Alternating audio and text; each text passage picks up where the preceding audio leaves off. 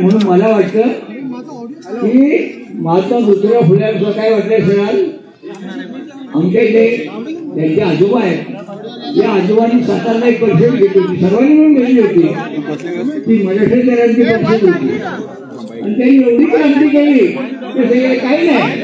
आज मुंबईच्या घरी बसले त्यावेळेला गंमत झाली की 2 तिकीटं होती, इतिहासात वापरून 2 तिकीटं होती.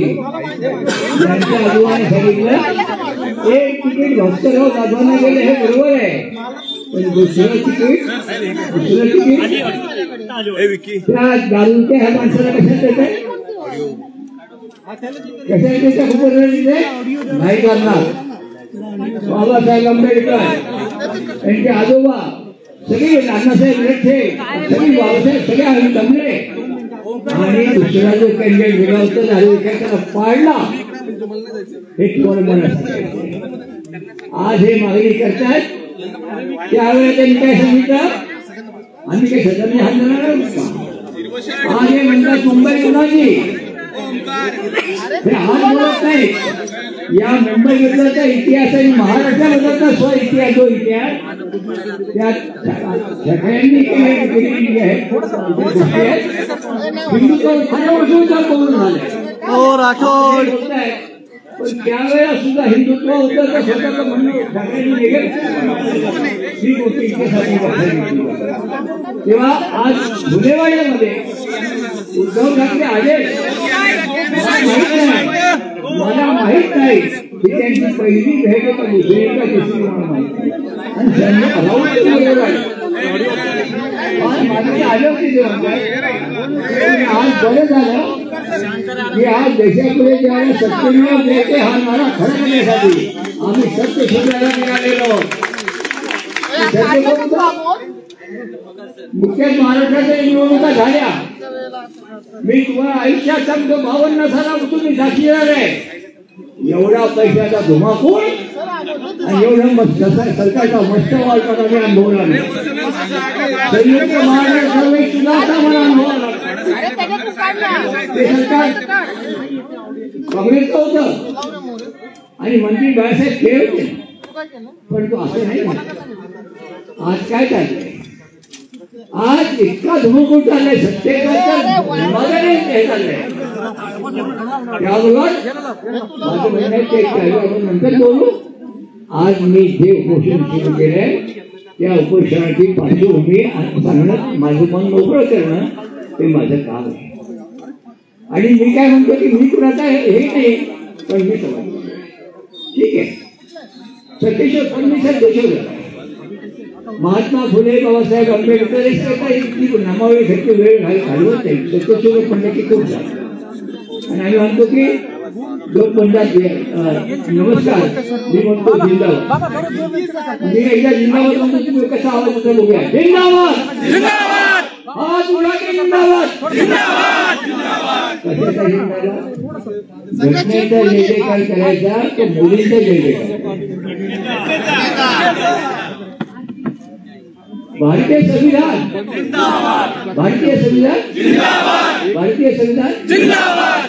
संविधान जिंदाबाद बनायचं आणि आज चाललंय ते काय चाललंय, काय चाललंय लक्षात घ्या. मी ज्या जाहीर केलं तेव्हा 2 कारणं अतिशय महत्वाची सांगितली की महाराष्ट्रामध्ये जी नुकतीच निवडणूक झाली, या निवडणुकीमध्ये पैशाचा अपरंपार केला. इतकंच नाही, विनोद तावडे सारख्या माणसाला पकडलं असताना राज्याचे दुसरे म्हणतात त्यांच्या हातात पैसे नव्हते. अरे वा, त्यांच्याच एकासमोर आता तोपर्यंत संजय राऊतांचा असतं म्हणजे तिकडे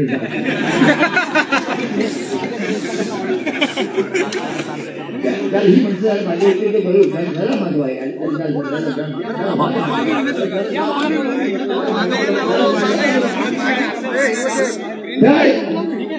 तो कारण काय इतकी गंभीर मामला असतो ना तरी शांतपणे विचार करावा. मी डॉक्टर असण्याचा गोष्ट आहे, गडबड करून नाही. पण मी या निर्णयावर का आलो, माझ्यापुढे पहिला प्रश्न होता की या निवडणुकीमध्ये जो पैशाचा खोकळा झाला आणि राज्याच्या तिजोरीवर भावनी चालली गेली. स्वतःचे खेळाचे पैसे कोणी दिले नाही, गव्हर्नमेंट करतात आणि सरकारच्या व्यक्तीतून गव्हर्नमेंट करतात आणि परत विचारता मिळाले का, माझं आठवण ठेवा. त्याचा अर्थ आठवण कशाची आठवण ठेवा, निवडणूक तोंडावर ठेवून तुम्ही योजना करायला हरकत नाही. आम्ही सुधारणा सूचना करू ना. अहो तुम्ही 65 वर्षाच्या महिलेला काय दिलं, काय दिलं नाही, बाकी यांनी दिलं. आता त्याचे काय व्हायचे तुम्ही ते बघू आपण. पण मुद्दा कोणता आहे, मला भेटली कमल म्हणाली बाबा हा मला ते वाटेला लावलं, काही नाही केलं, ते विषय घेतलं आणि ते वेळेला याचा अर्थ काय, याचा अर्थ काय, स्वतःच्या खिशात धक्का लागू दिलेला नाहीये. आणि मग आमचा आक्षेप कोणता आहे, सरकारने मागतोय आम्ही वेग, आम्ही मागतोय पेन्शन. मी म्हणतोय की या महाराष्ट्रात जन्मलेल्या मताचा अधिकार आहे ना, मला सन्मानाने म्हणण्याचा पण हक्क पाहिजे आणि तो द्यायचा असेल तर आम्हाला पेन्शन द्या. आम्ही कसे गेले पेन्शन आणखी वेगळ्या मुद्द्याची प्रश्न असा आहे, पैशाचा अफाट इतक्या गाड्या बघत आहे. कुठून आला पैसा, कुठून आला पैसा. मी एक शंका व्यक्त केली आहे, ज्या वेळेला हे घडलं त्याच वेळेला अमेरिकेच्या कोर्टाने अदानींना अटक करा म्हणून ऑर्डर काढली आणि ती ऑर्डर अटकेची ऑर्डर आहे. गंमत घ्या. आणि ती ऑर्डर असताना अदानीला पकडायच्या ऐवजी आमचे पंतप्रधान जे अमेरिकेचे मित्र आहेत ते परदेशातून जाहीर करतात की आमचा पाठिंबा अदानी नाही. आणि अदानीने काय काय केलं, राऊतांनी सरकार केलं होतं. अदानीने एकच पाहिजे होते की मला मुंबई पाहिजे, सगळे पाहिजेत आणि हे म्हणाले काही वाटेल झालं होणार नाही. आणि त्यांनी काय केलं, मग त्यांनी काय केलं की नाही ते बघ शोधा ना. आमचा हा आक्षेप आहे, निवडणुकीमध्ये परकीय शक्तींचा आणि अदानी सारख्या शक्तींचा वापर झाला, ही गोष्ट अत्यंत निंद आहे. ही गोष्ट निंद आहे. आज मला भेटणार सगळेजण बोलतायत पण त्या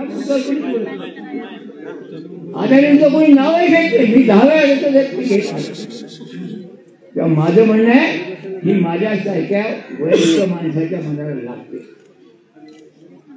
तर आम्ही आंदोलनातून काय संयुक्त राष्ट्र आंदोलनात आम्ही पाहिलं, गोव्याचं आंदोलन आम्ही पाहिलं, आणीबाणी आंदोलनाचं आंदोलन आम्ही पाहिलं, मराठा विद्यापीठाचं आंदोलन आम्ही पाहिलं.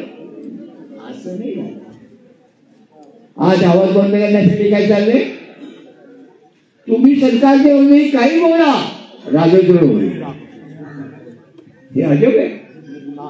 आणि सरकारच्या विकासाला त्यांचं म्हणणे एकच पक्ष एकच नेता, हे तत्वज्ञान त्यांना जनतेकडे न्यायचे आहे.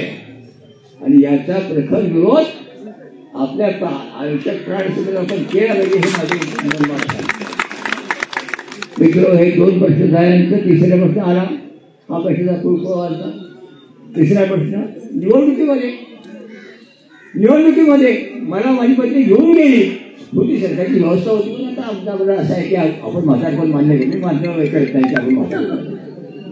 त्यांनी व्यवस्था केली, म्हणत नको आम्ही तिथे येतो. गेलो अंधारात असते. आजच्या मुलं 2 करायचं होतं त्या अंधारात मध्ये माझी पत्नीला परवानगी दिली, ती आली. मग ती म्हणाली अहो आधी एकच बोट करा, असं नका करू, सगळ्या बोटांच्या तुमचे बोट जाते बोट. असं झालं. मी म्हणजे आली माझा झालं, बाकीच्यांचं काय होईल. शेवटी तिने माझं बोट धरलं आणि ते लागलं. थोडा खाला आवाज आला. मग माझ्या लक्षात आलं की माझं बोट लावलं, आवाज तिकडे वाजला, पण नेमकं काय झालं. पूर्वीच्या बॅलेटमध्ये मी मतमंत्री का असे, मी फुली मारलेली असे आणि नंतर जेव्हा चौकशी केली तेव्हा कळतं ना मी कोणाला दिलं. उघडावर म्हणाले हे असं असताना हा काय प्रकार आहे. किंवा मुद्दा असा आहे की आम्ही तो मुद्दा एक मुद्दा घेतलेला आहे. तिसरा मुद्दा होता हे हिंदू मुस्लिम बचेंगे तो कटेंगे. अजून काय चाललंय, काय चाललंय. आणि तुम्ही निवडणुका धर्मनिषेध देणार आणि आमच्या प्रश्नांचं काय करायचं? वर्षानुवर्ष मी अंगमेली कष्टकऱ्यांच्या मागणी करतोय की अरे माझ्या गरीब होमाला पेन्शन द्या, मोडकणीला पेन्शन द्या. मुंबईमध्ये घर आलेली माणसं ती भांडवलदार नाही बांधली, ती मजुरच राहिली. या मजुरांना महत्वाचे कसं जगायचा विचार करा, द्या ना पेन्शन. आमची नोंदणी करा, दिल्लीपर्यंत पायी गेलो तो एवढं मी सांगत नाही. सगळ्यांना भेटू ना, ते आता जे राहू आहेत सगळ्यांनी त्यांच्यावर आईला सगळ्यांनी भेटू. आणि सोनिया गांधीने तर मला सांगितलं, सरळ सांगितलं मला, मैं आपके साथ हूँ. अगर मेरा सरकार कुछ करते, मनमोहन सरकार कुछ नहीं करेगा तो मैं आपके साथ हूँ. मी 1.5 वर्षाचा त्यांना भेटायला गेलो. म्हणजे तुम्ही पुण्याच्या विमानतळावर मला कोणता शब्द दिला होता? बाई पण सेन्सिटिव्ह. त्यांनी भराभरा कामगार मंत्र्याला बोलावून घेतलं. तुमच्या इथे कर्नाटकातले ते कामगार मंत्री होते खरगे, आस्को फर्नांडिस होते. मुख्यमंत्री पंतप्रधानांना फोन केला, प्रणव मुखर्जी या अर्थमंत्री त्यांना फोन केला. त्या सांगितलं आणि सांगितलं की कुठल्याही परिस्थितीत आज संध्याकाळी 12 पर्यंत राहिले ते जाऊ द्या. काय माहिती ते सगळे इतिहासात आले येईल. माझं म्हणणं आहे या गोष्टी करण्याच्या ऐवजी तुम्ही निवडणुका आल्या की असं वातावरण निर्माण करायचं की ते प्रश्न लोकांनी बाजूला ठेवावे आणि नदीच्या आड. तर ही गोष्ट लागल्यामुळे त्या 2 गोष्टी महत्वाच्या आणि बाकीच्या म्हणजे या गोष्टी आहेत अनुषंगाने येण्याच्या गोष्टी आहेत. आता प्रश्नाला ऑपोजिशनचं माझंच का काढलं मला सांगा. ज्यावेळेला बाकीचे लोक धावत आहेत तरुण मुलांचे जे काही असलं निवडणुकीमध्ये काम मिळालं जरा हे करायचं, दागणी करायचं, जमलं. सगळे तसे करतात असं नाही, ते जाऊ द्या. पण माझं काय वाटतं की लोकांनी मुलांची सर्वांची फसवणूक चालली आहे, शेतकऱ्याची फसवणूक चालली आहे. तात्पुरते म्हणजे खोकळा वाले. पुढं काय एक पक्ष एक नेता एक पक्ष तुम्हाला मान्य नसेल तर मग ते असं म्हणतात आम्हाला करायचे. म्हणून ते काय म्हणतात, लोकसभेमध्ये मी येणार नाही, हजेरी लावणार नाही, तुम्ही काही बडबडा. इतकंच नाही तर माझ्याकडे तुमचा आवाज बंद करेन. आज काय चालले लोकसभेत सकाळी 11 वाजता जमतात आणि थोड्या वेळ करतात. काय करतात? अडाणीचं नाव घ्यायचंय. अडाणींच्या बद्दलची चर्चा मी जो प्रश्न उपस्थित केला, स्वतःची अटक टाळण्यासाठी त्यांची आर्थिक निवेदन केलेली पद चालवण्यासाठी त्यांची धडपड झाली आहे. विलक्षण धडपड. आणि कोण बोलतो म्हणते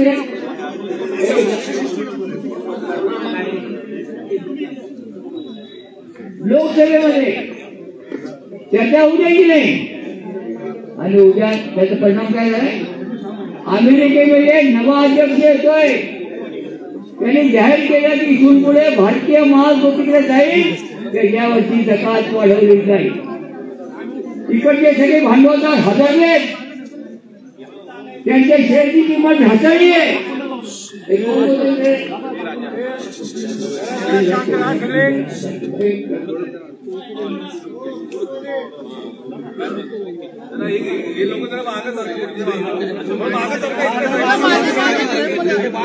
सगळे राईट सगळे नाही नाही मला ते काय तुला हे वाटतं उद्या घ्यायचं का ऐका ना, ऐकायचंच काम करायचं. तुझं पुढचं लागलं काय जाऊ द्या. आता पंतप्रधान तुम्हाला मला विचारायचं आहे, माझी शंका अदानीबद्दल आहे आणि लोकशाहीचा मतदार म्हणून शंका व्यक्त करणं हा माझा हक्क आहे. तुम्ही विरोधात राहणार नाही. तुम्ही माझा आवाज उत्तर तुम्ही उत्तर देणार नाही. लोकसभेमध्ये त्या प्रश्नावर त्याच्या अदानीबद्दल चर्चा बंद का बोलायचं? हा काय सरकार? अदानीचा तुमचा काय संबंध कळला पाहिजे. अदानीने मुंबई का वीज करायची, अदानीने सगळी दुनिया का वीज करायची आहे. त्यांचे शेती हाताळले सगळे. आज सकाळपासून माणसं भेटायला येत आहे, पण ती माणसं अदानी या प्रश्नावर एक शब्द बोलले नसते. या प्रश्नावर ते एक शब्द बोलले नाही. त्यांनी तो प्रश्न आमच्या कॉलेजमध्ये सकाळचा 12पैकी 8 प्रश्न सोडायचे, तर ते 8 प्रश्नांना उत्तर दिली आणि 4 प्रश्न ऑप्शन नाही टाकले. त्यांनी हा प्रश्न ऑप्शन नाही टाकला. निवडणुकीबद्दल अधिकाऱ्यांनी भरपूर उत्तर दिलं, पण मी त्याला सांगितलं ठीक आहे, सर्वोच्च न्यायालयाने निवडणुकीच्या मताचे दिलाय, पण हा प्रश्न मी महाराष्ट्राच्या त्यांच्या सांगतोय की आपण प्रयत्न करून याचा फळ या ठिकाणी अनेक मंडळी आलेली आहेत, अनेक मंडळी आले. मी त्यांना सांगेन आपलं हे काम आहे ते सिद्ध करून. विरोधी पक्षांची जबाबदारी आहे, नुसतं आरोप करू राज्यावर त्यांना भाव नाही. आपण ते काम करूया, ते काम करूया. दुसरा, जी भारतीय संविधान आहे, या संविधानाचं उद्दिष्ट आहे काय सांगितलं तुम्हाला सत्तेवर गेले सांगितलं, नाही सांगितली ती प्रश्नांचं कोणी म्हणत नाही. परंतु घटनेची मूल्य जे असतात ते म्हणतात आम्हाला घटना मान्य नाही, आम्हाला घटना मान्य नाही. खूप जागा आहे. माझं म्हणणं आहे, मला थोडक्यात बोलावं लागणार आहे. मला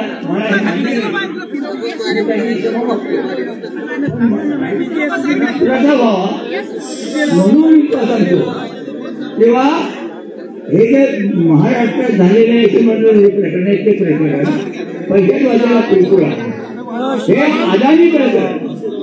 नंतर हे निवडणुकीमध्ये चालते गडबड, या गडबडीबद्दल झाले आणि बाकीचे सुद्धा आहे कटेंगे तो कटेंगे वगैरे जे काही सगळे आहे असे अनेक प्रश्न उभे लागलेले.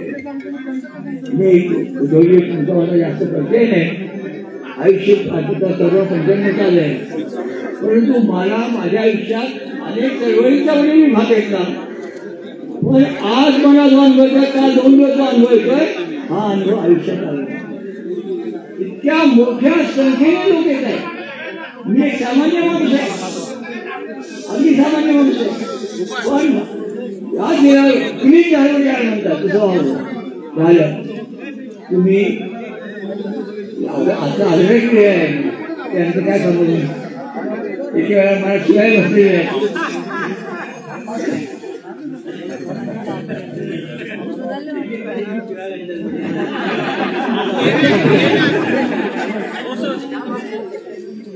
तेव्हा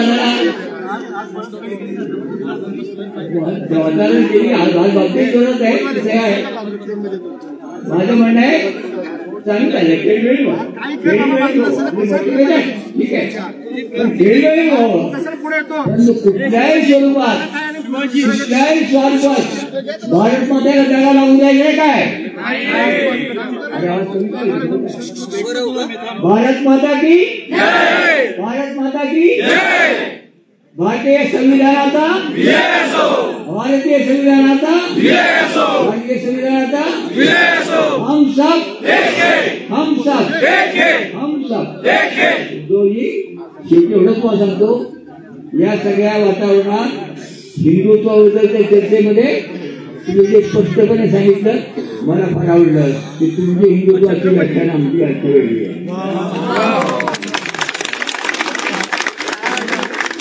कधीच काय असं बोलणं आलं एवढं बोलायचं पुढचं यायचं तुला शेंडेड जाणं सारखं दिसतो, तू सदाची वेळेत राहतो त्यामध्ये.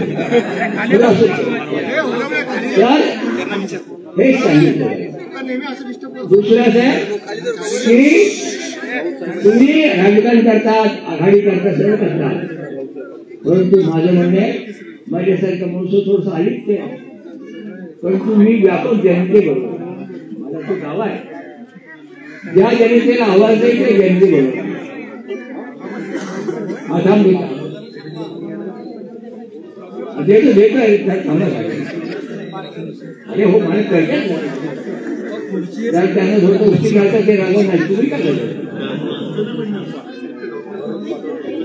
असं असेल असं मी सांगतो जरा माझं म्हणणं आहे की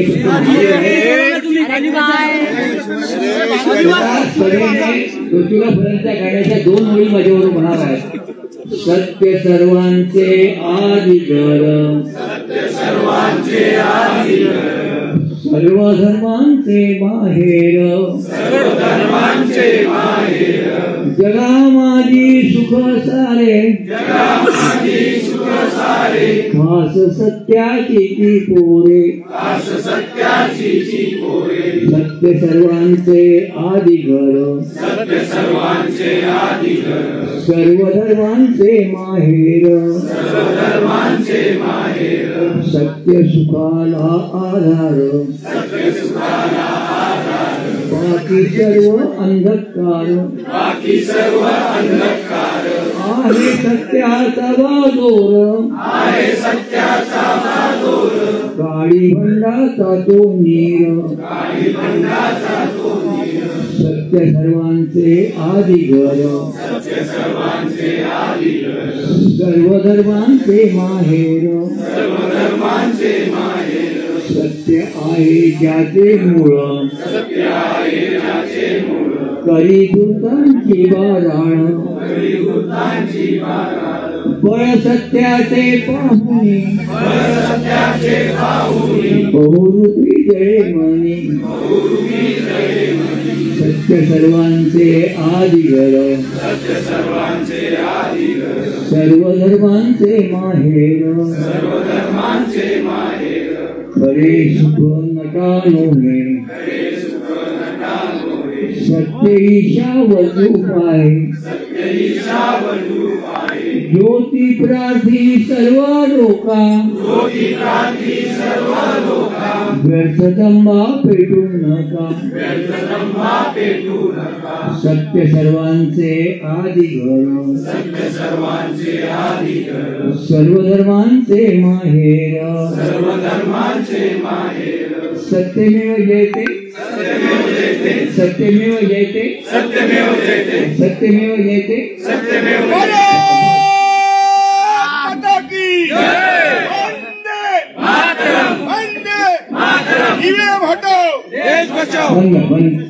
धन्यवाद.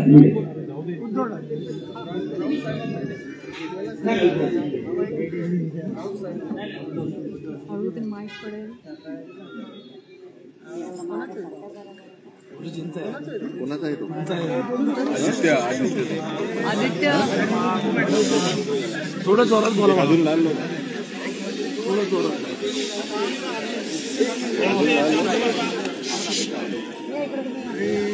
मी तसं पाहिलं तर माझ्या आठवणीप्रमाणे बाबा दुसऱ्यांदा या ठिकाणी आलेले आहे.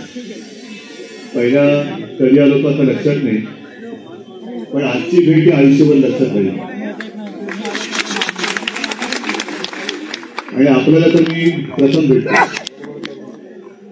आपल्या आशीर्वाद घेण्याचा किती दिवस मनात होता तसं मी महिन्यांना बोललो पण होतो की मला यायचंय बाबांचा आशीर्वाद घ्यायचा.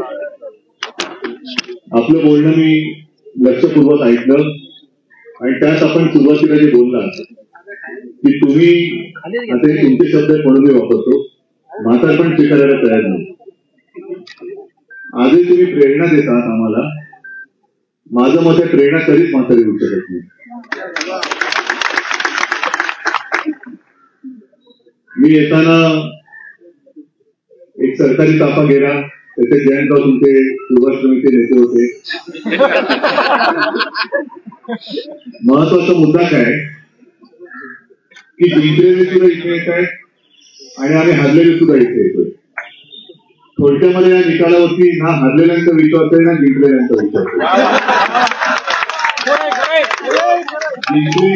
विचार करते त्यांना धक्का आपण जिंकलो कसं आणि आम्ही हरलो आम्हाला धक्का बसला आणि हरलो कसं.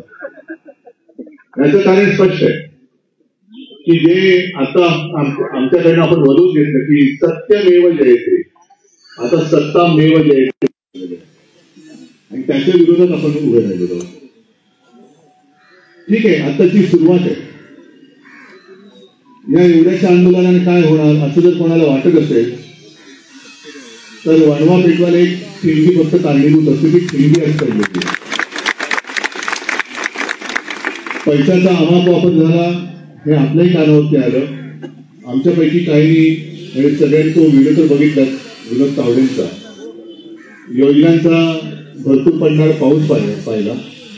थोडक्यात काय केलं या सरकारने, योजनांचा अनेस्थेशिया देऊन आपलं सत्तेचं ऑपरेशन पूर्ण केलं. महत्वाचा मुद्दा हा असा एक नाही, एक अनेक मुद्दे आहेत. त्यातला ईव्हीएम हा एक महत्वाचा मुद्दा आहेच. आणि म्हणून मी मगाचा जो उल्लेख केला की जिंकलेले सुद्धा हरल्यासारखे येतात आणि हरलेले सुद्धा जिंकल्यासारखे इथे येत आहेत, याला एक कारण नक्कीच ईव्हीएम आहे. एक साधा प्रश्न माझा असा आहे, जयंतराव, आपण तो मुद्दा घ्यायला पाहिजे. आपण आरटीआयच्या माध्यमातून इतर कोणती माहिती मागवू शकतो, पण बाबा आज आपला जो तुम्ही आठवण करून दिली, अगदी सुरुवातीला 1-2 वेळा मी तसं मतदान केलं बॅलेट पेपरवरती. लोकशाहीमध्ये माझं मत कुठे जाते हे मला शेवटपर्यंत कळण्याचा अधिकार तुम्ही आज माझा काढून घेतलाय. मग कोणीतरी म्हणेल की तिकडे तुम्हाला ती रिसिप्ट दिसत नाही का? रिसिप्ट दिसते, बरोबर आहे. मग ती रिसिप्ट दिसल्यानंतर किंवा काय त्याला म्हणायचं व्हीव्हीपॅटवरची ती दिसल्यानंतर जेव्हा आम्ही पुन्हा फेर मतमोजणीची मागणी करतो तेव्हा ती मोजणी का नाही जात? मग व्हीव्हीपॅटवरची जी निशाणी आहे किंवा त्या ज्या काय रिसिप्ट येतात त्या सुद्धा तुम्ही मोजा ना. कारण मी माझं जे काय मत देतोय ते तुम्ही मला तिकडे दाखवताय, पण आतमध्ये रजिस्टर कसं होतंय हे काही कळत नाही. ते कळायला मला मार्ग नाही. आणि यांचे पती यजमान निर्मला सीतारामन यांनी अत्यंत सोप्या भाषेमध्ये सांगितलं, पंकला प्रभाकर, की त्यांनी सांगितलं की जी काही 76 लाख जवळपास मतं ही शेवटच्या तासात वाढली, सरासरी काढली, कारण ते मोठे गणितज्ञ आहेत. एवढ्या 76 लाखांची जर का सरासरी काढली तर प्रत्येक महाराष्ट्राच्या प्रत्येक मतदान केंद्रावर किमान 1000 लोकांची रांग पाहिजे. मला कल्पना नाही आपल्यापैकी किती लोकांनी शेवटच्या तासामध्ये 1000 लोकांची रांग बघितली. कुठेही तसा फोटो आला नाही, काही नाही.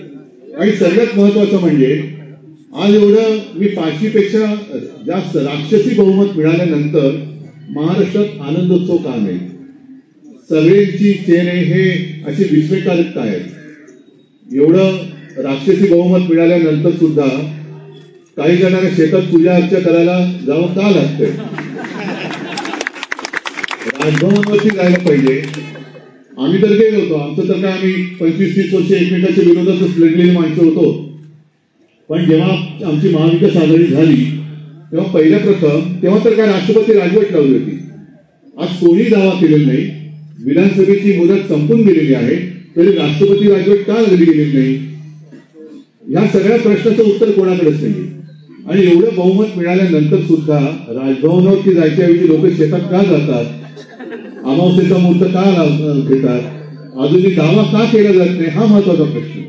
म्हणजे यांची थोडक्यामध्ये यातनं मानसिकता कळते की यांना सरकार यायचं असं कधी वाटलं नव्हतं. त्याच्यामुळे मुख्यमंत्री कोण होणार, मंत्रिमंडळात कोण येणार याची काहीच तयारी नव्हती. आणि ती नव्हती म्हणून आता जसं जागा वाटपामध्ये वेळ लागतोय तसं या सगळ्या वाटपामध्ये वेळ लागतोय.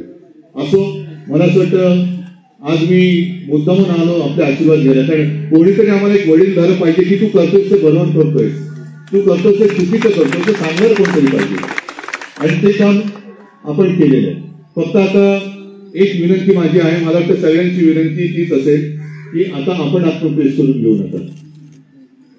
हा आत्मक्लेश आपल्या एकट्या व्यक्तीचा नाही, हा आत्मक्लेश आपल्या देशाचा आहे. आणि जर बाबांसारखे अनुभवी तपस्वी माणसं त्यांना हे सगळं पटत नाही. एवढ्या वर्षांचा सगळा त्यांचा एकूण कारकिर्दीचा अनुभव बघितल्यानंतर असं कधीच घडलेलं नाही असा माणूस जेव्हा सांगतो तेव्हा आपण पुढे जाणार होत की नाही? तर नुसतं त्यांना भेटायचं, आपण इकडे संविधान वाचवलंच पाहिजे, भारत माता की जय, वंदे मातरम आणि हम सब एक आहे. नाही, हम सब एक आहोत तर ते एक आता संपूर्ण देशभर दिसलं पाहिजे, संपूर्ण देशभर दिसलं पाहिजे. नाहीतर ह्या अशा आंदोलनाला लोक म्हणतील ठीक आहे, केलंच आंदोलन पुढे काय. तर हे जनतेसाठी हे आंदोलन आहे. आणि माझं तर मत आहे जयंतराव, आपण आपल्या महाविकास आघाडीकडनं पूर्ण राज्यभर आंदोलन नेलं पाहिजे, पूर्ण राज्यभर. बघू ना किती लोकांना ज्यांना वाटते की नाही मी मत दिलेलं आहे, बरोबर दिलेलं आहे, ते येणार नाही. पण ज्यांना वाटते की नाही काहीतरी गडबड झाले ते आपल्यासोबत येतील. आणि अशी लोक जेव्हा रस्त्यावरती येतील आणि मोठे जन आंदोलन निर्माण होईल, त्याच वेळेला खरं आपलं जे महात्मा फुलेंचं म्हणणं आहे की सत्यमेव जयते, हे सत्य वाचवणं हे केवळ आणि केवळ आता जनतेच्या हातात आहे. आणि मला खात्री आहे महाराष्ट्र हा असं काही लेचापेचा नाहीये, तो शूरांचा, वीरांचा, साधू संतांचा सगळ्यांचा आहे. आपल्यासारख्या क्रांतिकारकांनी सुद्धा त्याच्यामध्ये भाग घेतला, आपल्यासारख्या समाज सुधारकांनी भाग घेतलेला त्याच्यामध्ये. तर असा हा महाराष्ट्र देशाला दिशा दाखवण्यासाठी पुढे आल्याशिवाय राहणार नाही, हा मला विश्वास आहे. आणि याच्यासाठी शिवसेना म्हणून जे काही करायचं ते आम्ही करूच. पण मला खात्री आहे आमचे महाविकास आघाडीचे सहकारी आता जयंत भाऊ इथे आलेलेच आहेत, ते सुद्धा आणि अगदी काँग्रेस सुद्धा लोकशाही वाचवण्यासाठी रस्त्यावरती आल्याशिवाय राहणार नाही. सगळ्यांना परत धन्यवाद देतो. आणि बाबा माझी सगळ्यांच्या वतीने विनंती आहे की आपण आता जेवढा त्रास करून घेतला तेवढा पुढे, बाकीचं आंदोलन आम्ही घेतो पुढे. तुम्ही आता कृपा करा आणि जास्त त्रास करून घेऊ नका. मी मनापासून विनंती करतो. आणि मला असं वाटतं विनंतीपेक्षा मी हट्ट करतोय, आपल्याकडे हट्ट करतो. आणि कृपा करून आपण आता उपोषण सोडावं अशी मी, हे काही ठरवून आलेलं नाही, हे मी इकडे आल्यानंतर बोलतोय. माझी विनंती मानतील अशी मला आशा किंवा खात्री आहे. सगळ्यांना धन्यवाद देतो. जय हिंद, जय महाराष्ट्र. मला इथं आवर्जून सांगितलं पाहिजे, आधी थोडं सांगितलं मी, पण आता आणखीन माणसं इथं आली आहे, त्यांनाही कळालं पाहिजे की एका संवेदनशील व्यक्तीची विनंती बाबा नक्की मान्य करतील. आणि 28 ते 30 हे आमचा उपोषणाचा काळ होता. पण आता बाबा, मी मेंगडे हे 30 तारखेच्या संध्याकाळ झाली आहे, त्यानंतर संध्याकाळ आपण समजतो. तर त्या नाही ते बोलतील ना, देतो ना, तर त्यांना देतो ना. तर आता माजी मुख्यमंत्री उद्धव ठाकरे हे बाबांना भेटायला इतके आतुर होते की त्यांचं विमान 3 नंतर त्यांना येणार होतं, पण ते म्हणले की नाही, उपोषण लवकर सोडलं पाहिजे, म्हणून ते आज बाय रोड आले. त्याबद्दल मी त्यांना धन्यवाद देतो. त्याचबरोबर या ठिकाणी राष्ट्रवादी काँग्रेसचे राष्ट्रीय अध्यक्ष सकाळी येऊन गेले आणि आता प्रदेशाध्यक्ष जयंत पाटील आले, त्यांनी 2 शब्द बोलावे अशी विनंती. उद्धवजी बोलल्यात, त्यातच आमच्या वतीनं सगळ्यांच्या बोलल्यात. मी वेगळं भाषण करण्याची काही आवश्यकता नाही आहे. आमच्या सगळ्यांच्या वतीनं त्यांना आपण सगळ्यांनी विनंती केली आहे तर त्यांनी उपोषण आता सोडावं. आणि महाराष्ट्रात सर्व ठिकाणी अशीच आंदोलनं महाराष्ट्रभर होतील असा मला विश्वास आहे.